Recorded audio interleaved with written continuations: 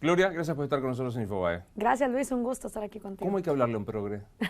Con mucha paciencia y utilizando mucho método socrático. Hay que llevar a los progres a un lugar que pocas veces visitan, que es las últimas consecuencias lógicas de lo que plantean.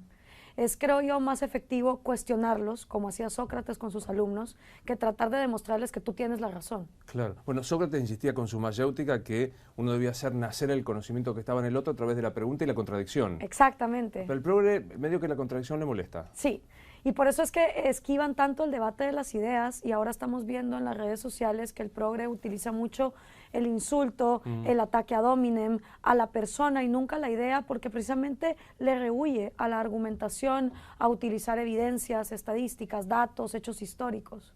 Definime un progre, o sea, para tu estándar, ¿qué es un progre? Bueno, es lo primero que hago en el libro, de acuerdo a los mismos conceptos que en cada país le dan. En México le dicen charios, en Colombia le dicen mamertos, en Guatemala les decimos guerrilleros de cafetería.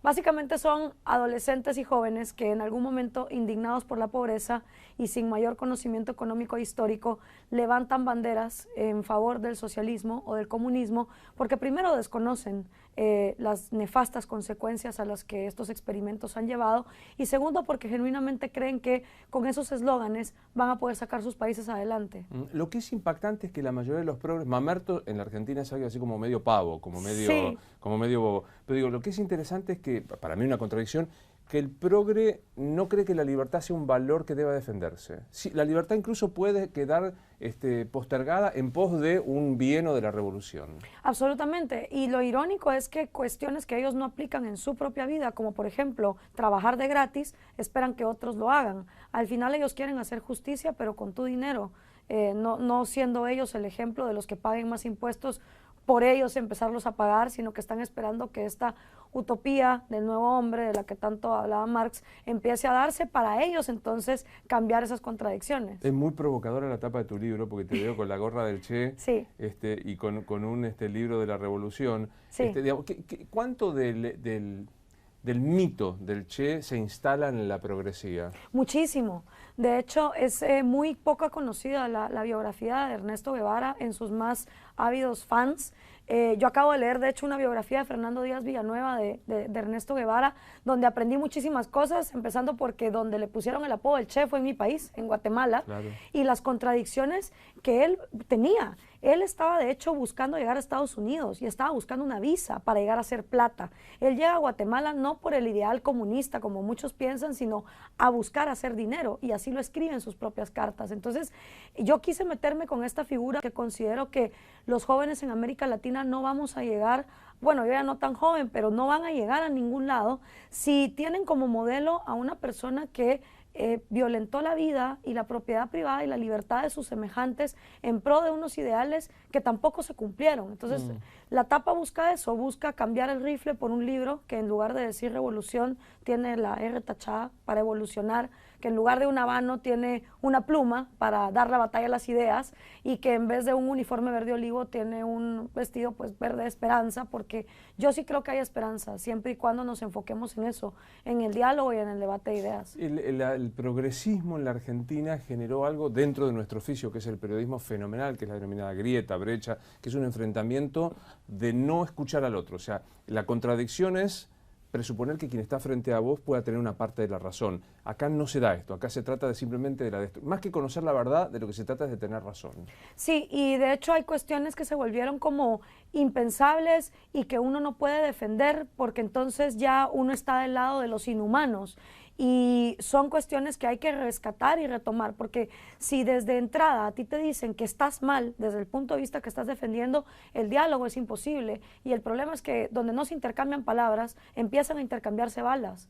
Entonces empezamos en una confrontación violenta, precisamente ahí donde se empieza a asfixiar el debate, con esto de lo políticamente correcto, donde empieza como a hacerse esta censura para al final no permitir ese diálogo. Mirando la radiografía de la Argentina, ¿notás alguna característica especial del progresismo, del progre? Sí, absolutamente. Primero que del dicho al hecho hay un montón de trecho, ¿verdad? Entre lo que el progre predica y lo que él realmente en su vida cultiva con su propio ejemplo. En la Argentina tú ves que muchos hablan de redistribución, pero ellos ni locos estarían dispuestos a dar una parte de su salario ni a sacrificarse a sí mismos en pro de esas batallas que quieren ganar. Y además sí creo que aquí se les ha ido un poco la mano a ciertos grupos tomando las banderas como la bandera feminista, la bandera ecologista, la bandera pacifista, que al final crean más violencia y más confrontación de un grupo que lo que quiere es venir a aplastar a otros grupos, no a lograr una convivencia pacífica. ¿No sos feminista? No, para nada. ¿Por qué? Porque creo en el individuo, independientemente de su aparato reproductor o su color de piel.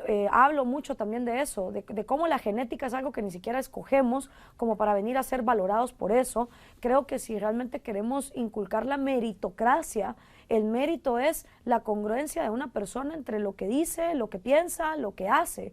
Y valorar a la gente por el mérito va más allá de valorarla por cuestiones que ni siquiera escogió.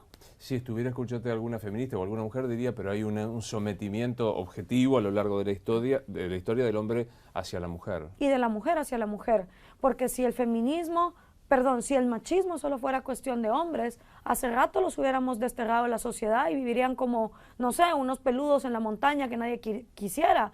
Pero el machismo está presente porque las mismas mujeres se han sometido a sus hijas, a sus nietas, a estos modelos de aplastarlas a ellas. Entonces, es una cuestión cultural que no va a cambiar hasta que no valoremos al individuo por lo que es.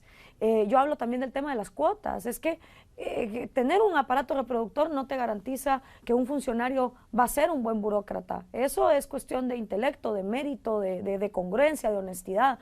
Más allá de si sos mujer o homosexual o cualquier minoría, que realmente la minoría más pequeña que hay es cada uno de nosotros. Pero ¿y no crees en las discriminaciones positivas como para revertir un proceso cultural de muchos años de exclusión de estas minorías? No, porque tú podés por decreto tratar de cambiar una cuestión que realmente la cultura va a seguir arrastrando.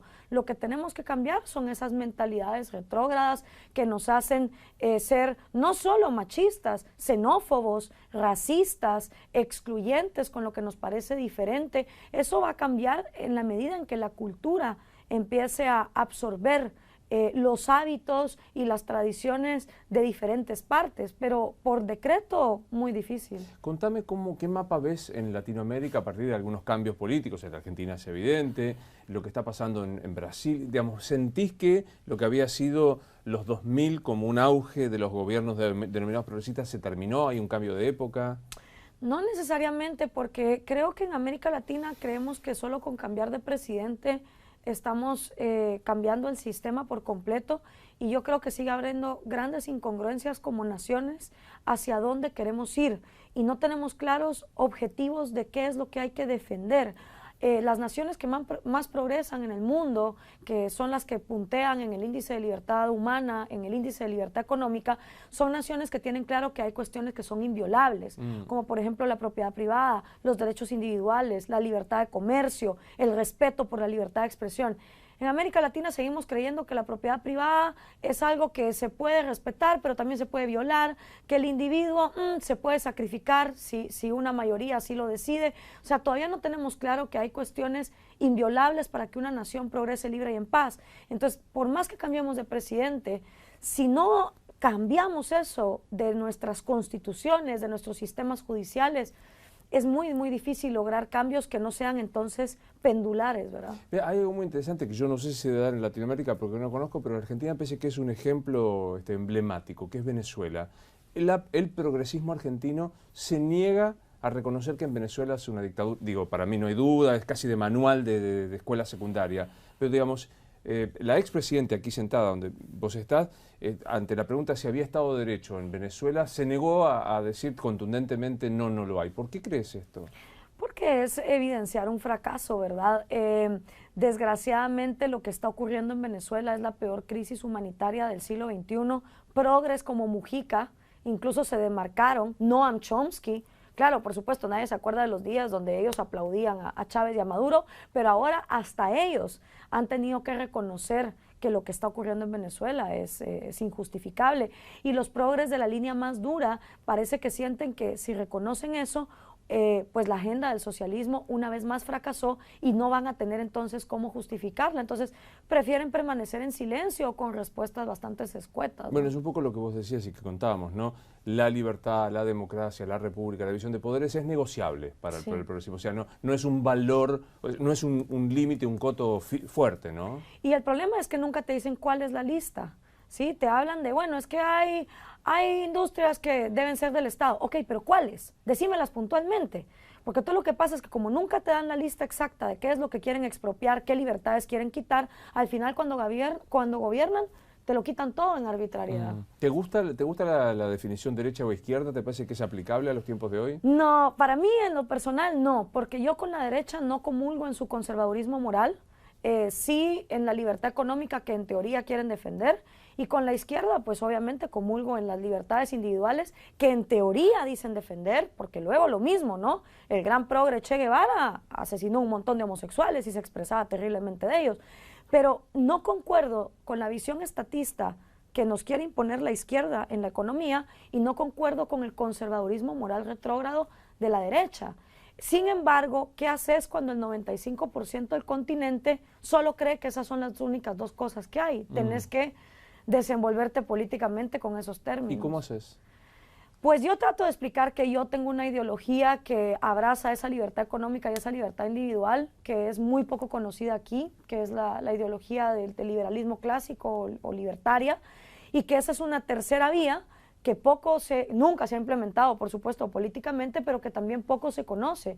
Y hay gente, tanto de la derecha como de la izquierda, que están dispuestos a explorarla más, ¿verdad? ¿Qué te parece que es la irrupción de Donald Trump en el contexto de este momento mirado desde Latinoamérica?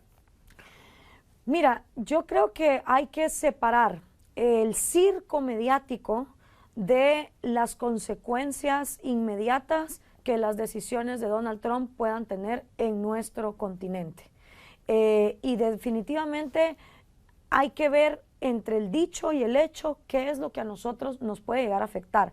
Sin embargo, yo creo que en América Latina el Departamento de Estado, que tiene unas políticas más, digamos, a largo plazo que el presidente que pueda estar de turno, tiene mayor influencia en lo que pueda estar pasando con el socialismo del siglo XXI, con el narcotráfico, con nuestras frágiles democracias, que la presidencia en sí. Es decir, por ejemplo, en el caso de Guatemala, yo sé que el Departamento de Estado influye mucho más en lo que sucede que si Donald Trump está enterado de lo que ocurre o no.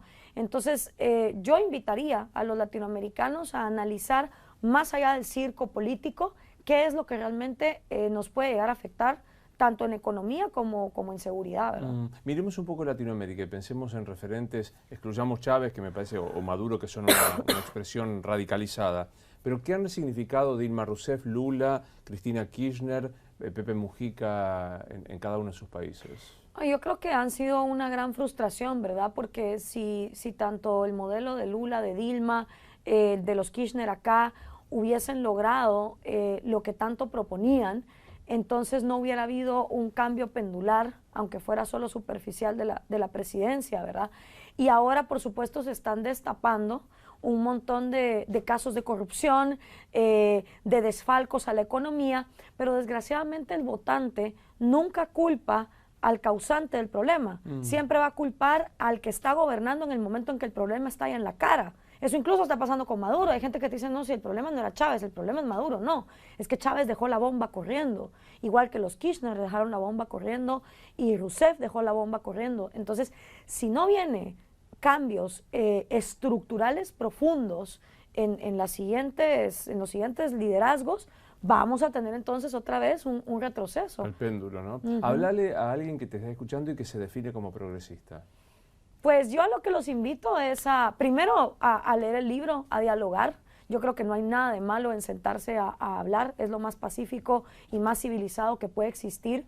No hay que tenerle miedo a escuchar a alguien diferente.